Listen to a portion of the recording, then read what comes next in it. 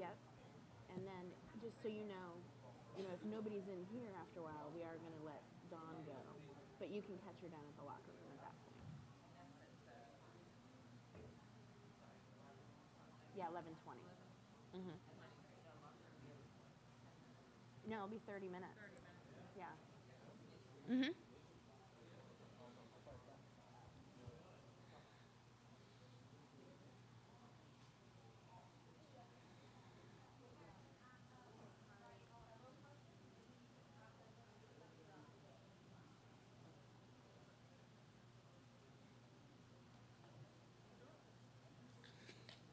Magnate.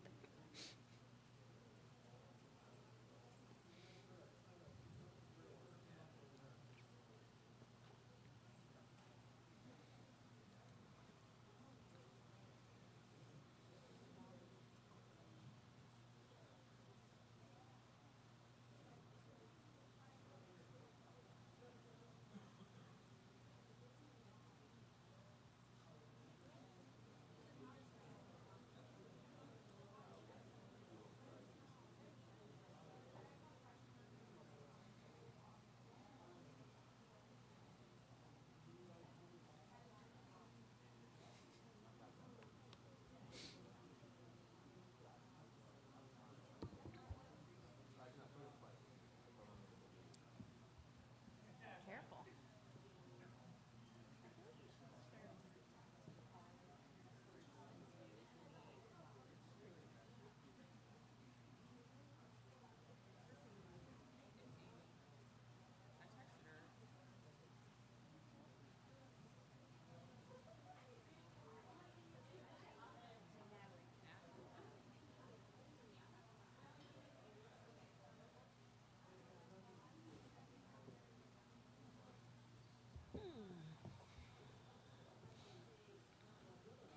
Just a reminder, the format for the one-on-ones this morning is the coaches here on the dais until 10:50, and the student athletes are all in breakout rooms. There will not be any student athletes on the dais.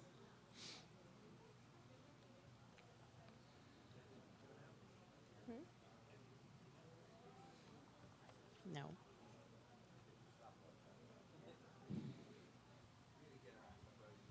Yeah, exactly.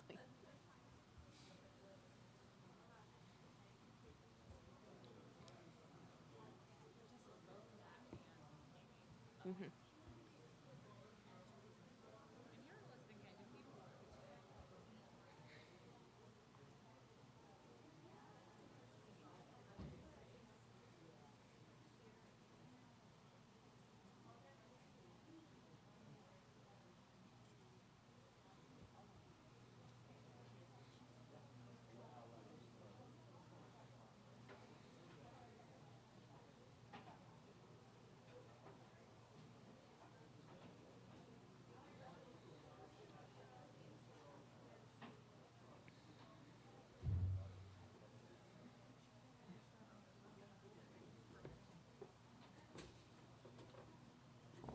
Coach, congratulations. Good morning.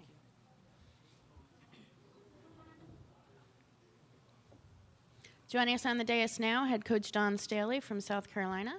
We will take questions for Coach right now. We'll start down here in the front. Brent, questions? That's fine, right there. Hi, Sorry. Dawn. It's Lindsay Jones from USA Today.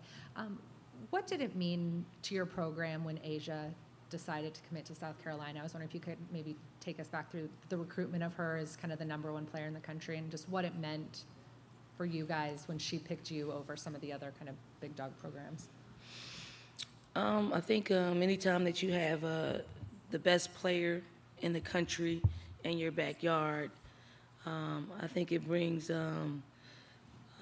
credibility because, you know, I don't know if we'll ever get another #1 player in the country if she were not from our area, and the amount of time that it went into recruiting her family. It was quite easy to do it because we had access to all of those people, and they watched our program grow from the ground up. And we provided some things that other top programs in the country we're providing to their, their top recruits. But it meant a great deal from a attendance standpoint, where our fans get a chance to, come and watch her grow up. She's a family person, so it gave her an opportunity to play in front of her her family. But it also allowed us to branch out and recruit some other players nationally. Because if she's considering the University of South Carolina, other ones may follow suit, because back then it wasn't a very popular thing to choose our school, because we hadn't won we hadn't been to the Final Four. We hadn't, I don't know if we won a SEC. We won one at that point. So it meant that she gave us a little credibility to say that we're on the rise. Question here in the front. Good morning, Coach. Adam Minikino from the Commercial Dispatch in Columbus. Diana's notes highlight the raised level of play for Asia, for Alicia, and for Kayla. What did you talk to your players about after Elena went out with the injury, and how have you seen them respond with the increased production? Well, I didn't necessarily talk to the three of them. I talked to our team, and when you have a player go down that has contributed in the way that Elena has contributed for us, it's a blow, and you feel it from an emotional standpoint, and you have to take it, head on in that moment. And when we found out, we told our team, and we just moved forward.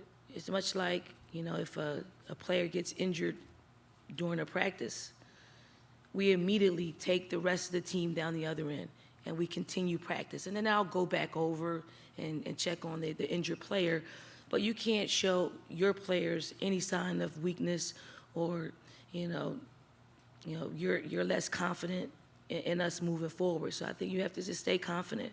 And I've always preached to our players that you can't get too high with the highs or too low with the lows. You got to find a way to maintain. And I just thought if you're maintaining, you can't, you can only go up for me. You can only go up. And I thought our players, took our lead as far as our coaching staff, and, felt like, we had enough in the room to accomplish all of our goals still, with the injury. Question here, Michelle. John, Alicia Gray was big for you guys last night. Can you just talk about what she does for you, what you need her to do for you? I mean, Alicia Gray's been the most consistent player, probably of, all of our players. And she's the, we call her the silent assassin. She doesn't say much, and she lets her play speak for itself. And she's been doing that time and time again. She's never complained about, what she gives up on a defensive end, as far as having to play, much taller, stronger post players. She just does it. She just goes about her job, and she does it in a way that, would make any coach proud. I wish I had, 2 or 3 or 4 more Alicia Grays. And if we did, I'd probably feel a little bit more confident going into, a national championship game. Question in the front, Jury. Hi, Don. Jerry Longman with the New York Times. Connecticut and Tennessee have won, I think, 19 titles between them, and given women's basketball, great visibility and legitimacy in a groundbreaking way. But what happened last night? Do you think that's necessary for the evolution of the game, with what Mississippi State did, to let other teams know, hey, it's possible on the biggest stage, that maybe we can do it too? Yeah, I think it's good for the game. It's good to shake it up a little bit. I think more people are going to start watching it just because. I think what it does is it gives hope to all of us. All of us that we're not in that number of 19 national championships. We're just vying to get one, and then hopefully we can build off that. But certainly I think it breathes a little a light into women's basketball, knowing that it's not the same old UConn. And although, it's been an incredible ride. It's been incredible to watch. It's been, a beautiful thing to watch. But, it was great. I mean, it's great to know that somebody else is going to win a national championship, and, it's not the same old, like the Velcro. You just tear the Velcro off, stick Connecticut back up. I think it's different. It's a nice little flavor to it. Question in front, Doug. Hey, Dawn, Doug Feinberg, the AP.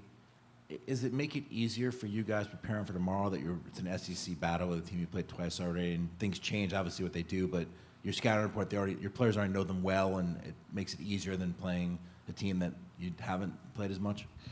It does make it easier, but it also, you can't, for what Mississippi State has done over the past 5 games, they're much different than they were, that 6th game in which we played them in an SEC tournament championship.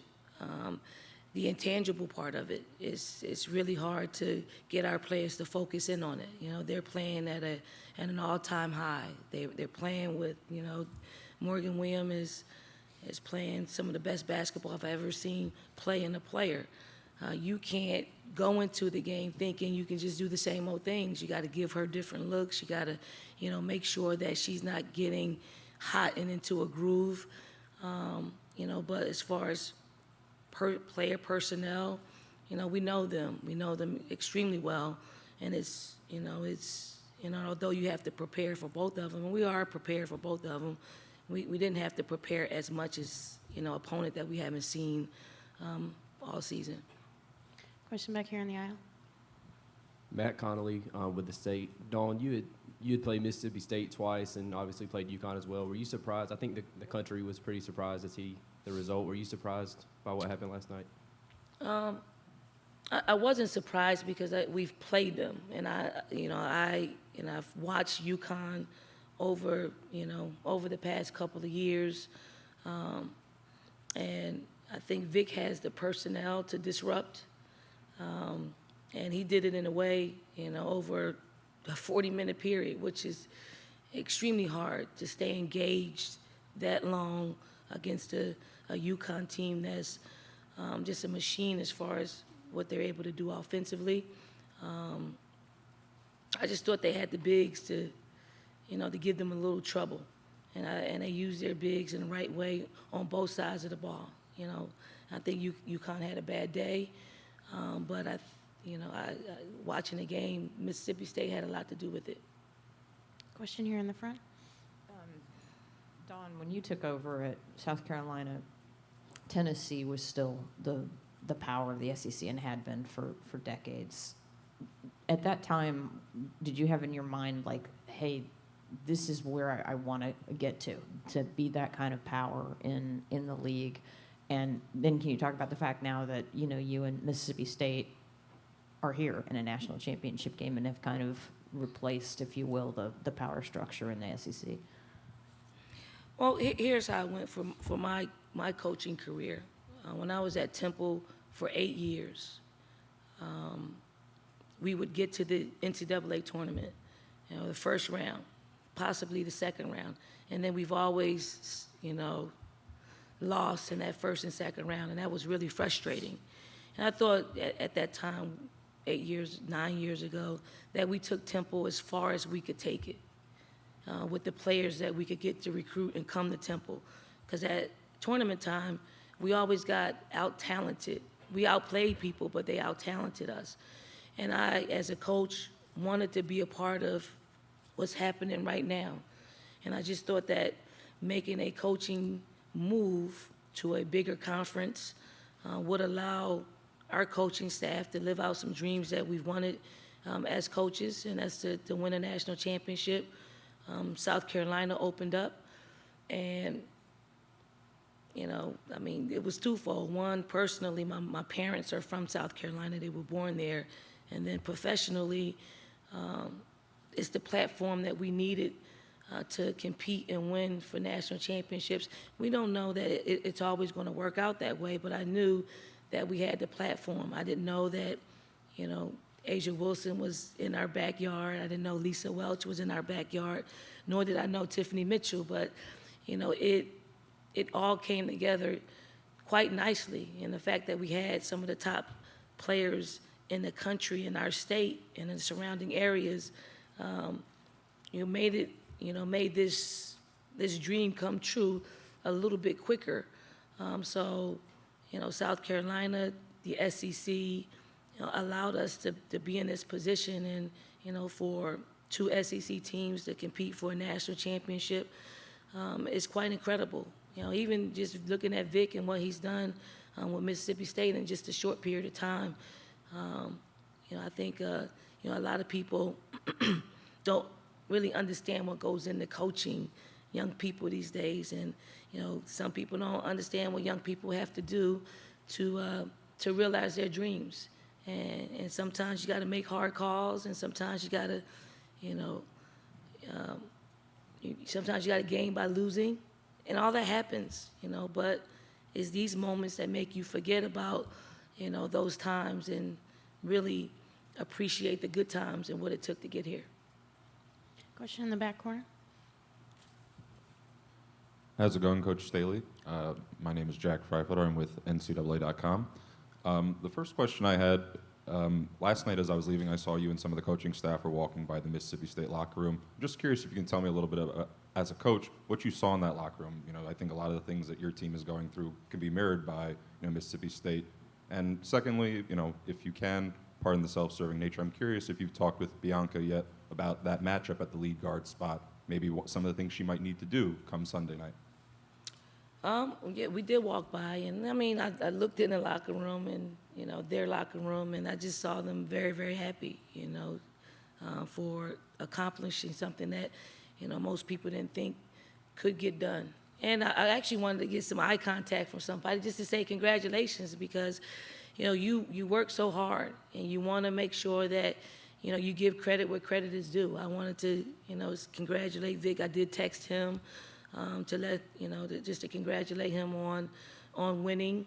And those, I'm a dream merchant for young people. And, one of their dreams was to come true. They're not my kids, but it's a dream that had been realized by, young people. So I wanted to kind of get eye contact with them to just to say congratulations, but also wanted to let them have their moment. As far as the matchup, with Morgan William, we had film today, so we talked a little bit about it, and, Bianca knows what she has to do. She has to really stay engaged and make it difficult. Morgan Williams is going to make shots. She's going to make plays. It is how she's making those plays. If we can decrease the amount of times that those plays are easy plays, I think it works in our favor. But if she's in a groove and she's playing as she's played over the past 5 games, it's going to be a long night for us. Question here from Adam. In Columbia, you really praised Kayla's effort defensively, even though she didn't have a great offensive game. She really did a good job on Vivian's. Kind of piggybacking off of that last question, with Alicia, with Kleine, with Kayla, it seems like you have a lot of good matchups. How do you like your matchups in terms of trying to make things difficult for not only Victoria or Morgan, but several of their position players? We feel good about our matchups. I think, what you have to kind of plan for, and you don't want to plan for it, but you do. It's foul trouble. If something, if A'ja Wilson gets herself into a little foul trouble, that hurts. But we've been there before, but not against a team in which is as big as Mississippi State. So we got to find a way to keep A'ja on the floor. Everybody else, I think, is, puts us in a position to, to match up fairly well. It's when you take A'ja Wilson out of the equation, you're left with a freshman post player in Kiki Harrigan, and that's just probably too big of a stage for us to rely on her to play heavy minutes. But everybody else, I think we got enough to match up fairly well with them. Question here on the aisle. Yes, Rick Cleveland with Mississippi Today. You've watched Tierra McGowan the last 2 years. Can you talk about what you've seen in the progression of her game? I actually had the opportunity to work with her with USA Basketball. She was on our U18 team, and to see her 3 years ago versus today, and every time I see her, I always, I marvel and I tell her, that she looks great, she's playing well. I mean, they've done a tremendous job, just from her physique to her, she's strong mentally. She's playing with a high level of confidence, and she's becoming, somewhat of a go-to player down there in the paint, and she's delivering for them. So I'm very happy. I'm very happy that she's taking it a lot more seriously, because she'll have a long, fruitful career playing basketball. Question from Mel. Mel Greenberg. Dawn, when you got to Temple, as much as you talked about South Carolina, it was actually instant success, which was a big story for someone who had never coached with a program that hadn't won in a decade. Took a little longer, obviously, at South Carolina. You remember at one point that a couple things happened that you guys looked at each other and said, we're on the way?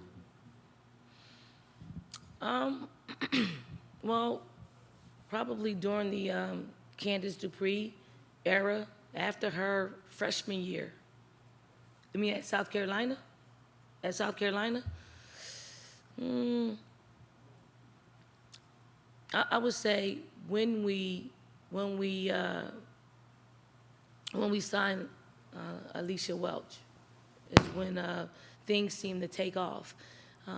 Not just from a basketball perspective, just from a chemistry, from a, it felt more like family. It felt like our culture was taking place, which would allow us to bring in better players, better character kids, and, once we got good kids in there that loved basketball, the sky was the limit.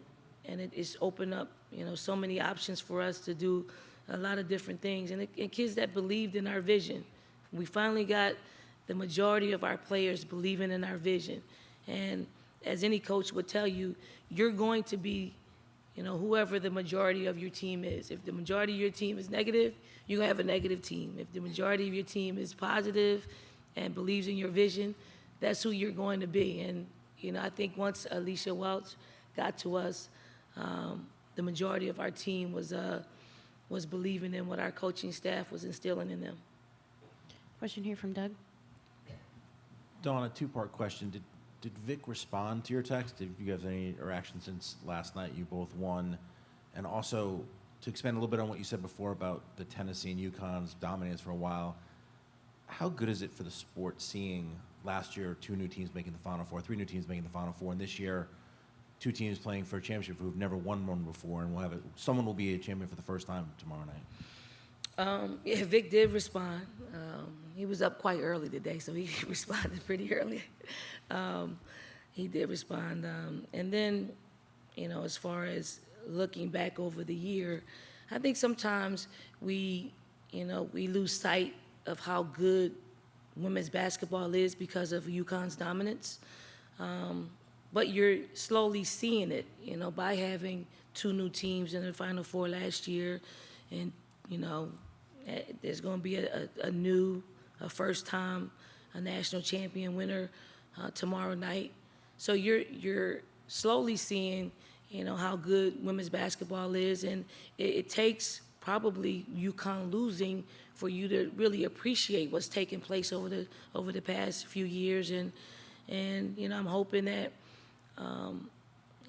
it continues and people can really see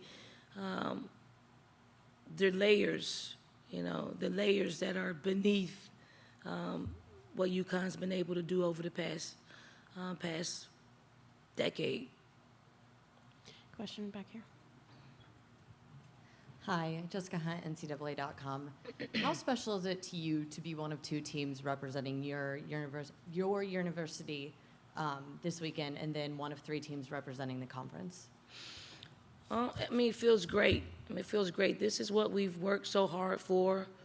This is what we envision for our program. And I could probably speak for our commissioner, Commissioner Sankey, in saying this is what he envisioned for the SEC, for us to be playing on the 3rd weekend in the NCAA tournament, for our conference, which I think is, you know, it's known as a football conference, but we're, you know, we're raising eyebrows as far as, you know, putting basketball into that and that same conversation.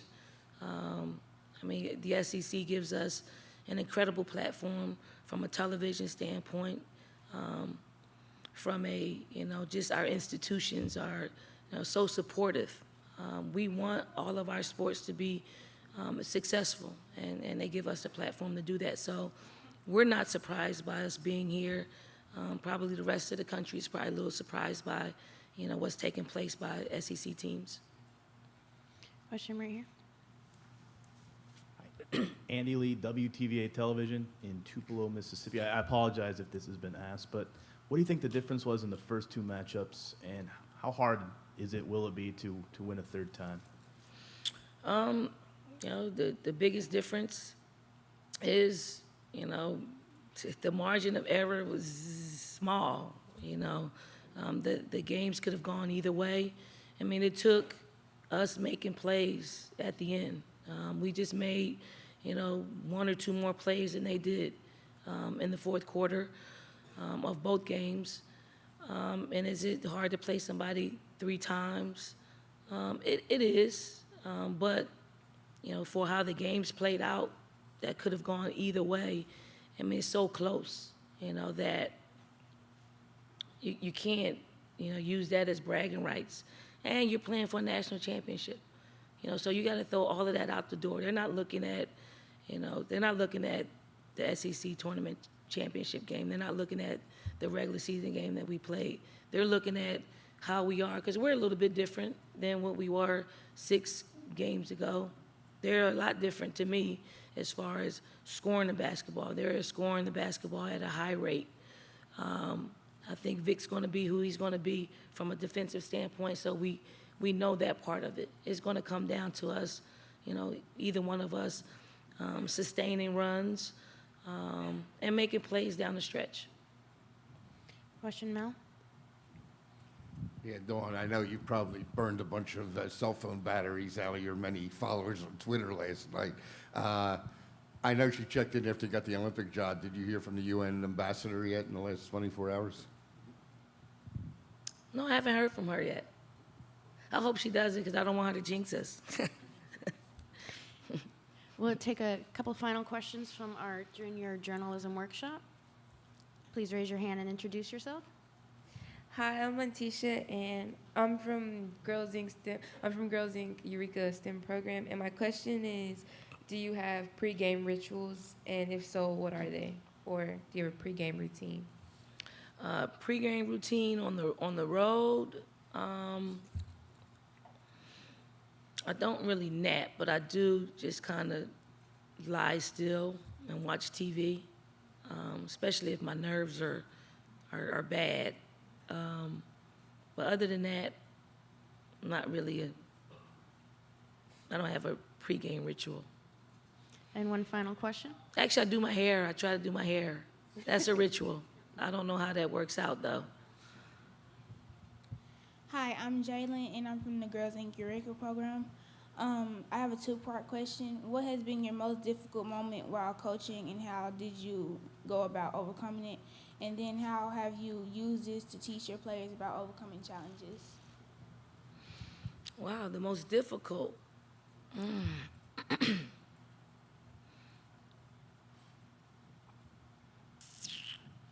You know, I try not to. I always try to look at things positively, even when, you know, even when there's a storm.